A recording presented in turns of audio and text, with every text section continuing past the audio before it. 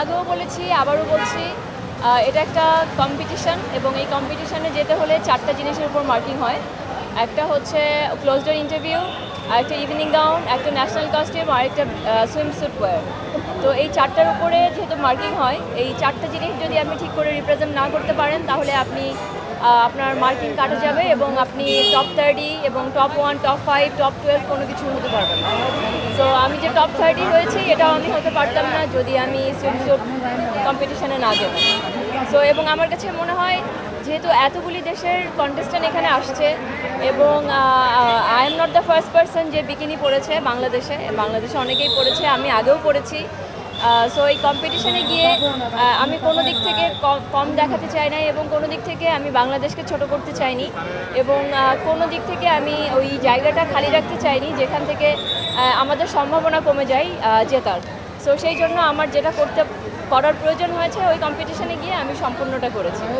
আর আমার কাছে মনে হয় একজন কন্টেস্ট্যান্ট ওখানে যাওয়ার পরে যদি সে বলে আমি এটা করবো না তাহলে সে বাকি কন্টেস্ট্যান্টদের উপর ডিসক্রিমিনেশন করছে।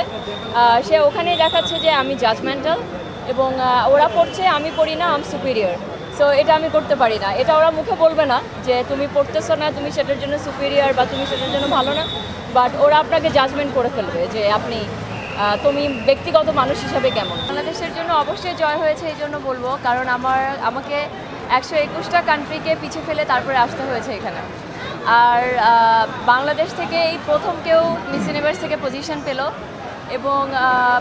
এবং বাংলাদেশের মানুষ যেভাবে এটার জন্য এগিয়ে এসেছে এবং যেভাবে ভোট করেছে, স্পেশালি সাধারণ জনগণ যেভাবে নেমে এসেছে, ইট মিনস এটাই আমাদের জয়ী। এবং আমার কাছে মনে হয় এর পরবর্তীতে যারা যাবে একটা প্রোগ্রামে একটা রেজাল্ট আসবেই, সেই রেজাল্ট কেউ ফার্স্ট হবে, কেউ সেকেন্ড হবে, কেউ ফিফথ হবে, কেউ 30 হবে। বাট এখানে প্রত্যেকটা কন্টেস্ট্যান্ট পারফেক্ট এবং প্রত্যেকটা কন্টেস্ট্যান্ট অনেক প্রিপেয়ার্ড।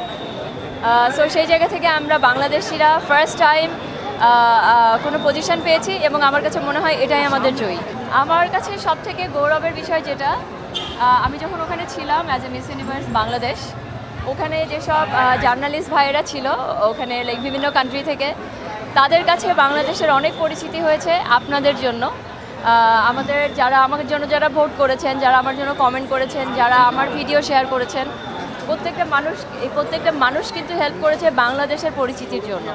তো ওই জায়গা থেকে আমাকে প্রত্যেকটা জার্নালিস্ট, প্রত্যেকটা অনেক কন্টেস্ট্যান্ট এবং মিস ইউনিভার্সের জাজ, তারা আমাকে বলেছে যে বাংলাদেশের মানুষ এত সাপোর্টিভ বিউটি প্যাজেন্টের ব্যাপারে এটা আমরা কখনো এক্সপেক্ট করি নাই। বাট তোমাদের বাংলাদেশের মানুষরা ভীষণ ভালো এবং দেশের মানুষরা ভীষণ সাপোর্টিভ। সো এটা আমার জন্য একটা সবথেকে বড় গৌরবের বিষয় অ্যাজ এ বাংলাদেশি।